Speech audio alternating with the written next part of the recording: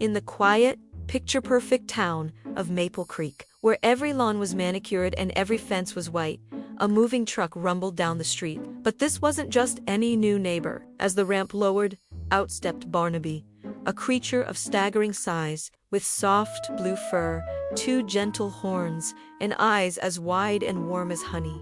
The residents of Maple Creek peeked from behind their curtains. Mrs. Gable clutched her prize-winning roses. Mr. Henderson paused his lawnmower, his mouth agape.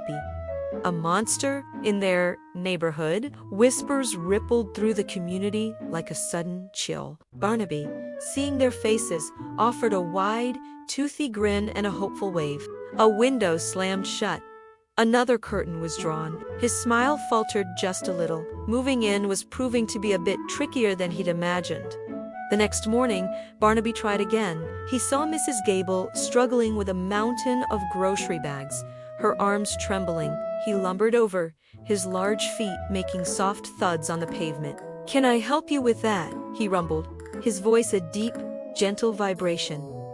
Mrs. Gable nearly jumped out of her skin, dropping a carton of eggs with a splat. No, I'm quite all right," she stammered, gathering her remaining bags and scurrying inside. Barnaby sighed, carefully picking up the broken eggshells from her driveway. Later that day, he noticed Mr. Henderson wrestling with a broken fence panel that had been knocked loose by the wind. With a single, gentle push, Barnaby nudged the post back into place, securing it firmly in the ground. Mr. Henderson just stared, muttered a quick, thanks, and retreated back to his garage. It seemed every act of kindness was met with a wall of suspicion. But not everyone saw a monster. A little girl named Lily, who lived 2 houses down, saw something else entirely. She saw his kind eyes. She saw how he carefully avoided stepping on the daisies growing in the sidewalk cracks.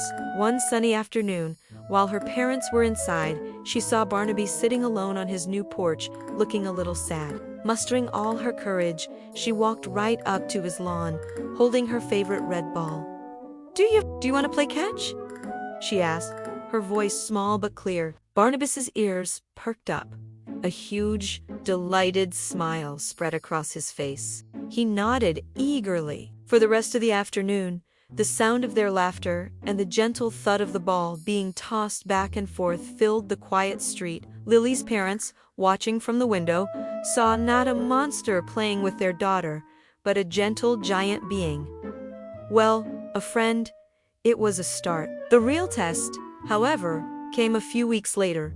Dark, ominous clouds gathered over Maple Creek, and a storm unlike any the town had seen in decades unleashed its fury. Wind howled, rain lashed down, and with a brilliant flash and a deafening crack, a massive old oak tree at the end of the street split, crashing down and blocking the only road out of the neighborhood. To make matters worse, the power went out, plunging every home into darkness and silence. Panic began to set in. But then, a sturdy figure emerged into the storm. It was Barnaby. While the residents huddled in their homes, he strode toward the fallen tree. With a mighty heave that seemed to shake the very ground, he wrapped his strong arms around the massive trunk. His muscles strained, but slowly, inch by inch, he lifted the colossal tree and moved it to the side of the road, clearing the path. His work wasn't done. He went from house to house, his large frame a reassuring presence in the dark. He used his immense strength to secure loose shutters for Mrs. Gable and helped Mr. Henderson patch a leak in his roof with a spare tarp. For Lily's family, he sat with them, his own gentle glow faintly illuminating the room, telling them stories of starry nights from his old home until the power flickered back on. He didn't ask for thanks. He just saw neighbors in need and he helped. When the sun finally rose the next morning, the people of Maple Creek saw their neighborhood not with fear, but with gratitude. They saw Barnaby not as a monster, but as a hero. That afternoon, the entire neighborhood gathered for an impromptu potluck. Mrs. Gable brought him a specially baked blueberry pie, his favorite. Mr. Henderson clapped him on the back, offering to help landscape his yard. The children, led by Lily, swarmed around him, asking him to tell them more stories. Barnaby, sitting at a picnic table, surrounded by his new friends, felt a warmth that had nothing to do with the sun. He had found his home. The quiet, picture-perfect town of Maple Creek was still perfect, but now it was perfect with a friendly monster. Next door, a living, breathing, smiling reminder that true community isn't about looking the same, but about looking out for each other. Thank you for watching. If this story warmed your heart, don't forget to like and subscribe for more tales of kindness and friendship.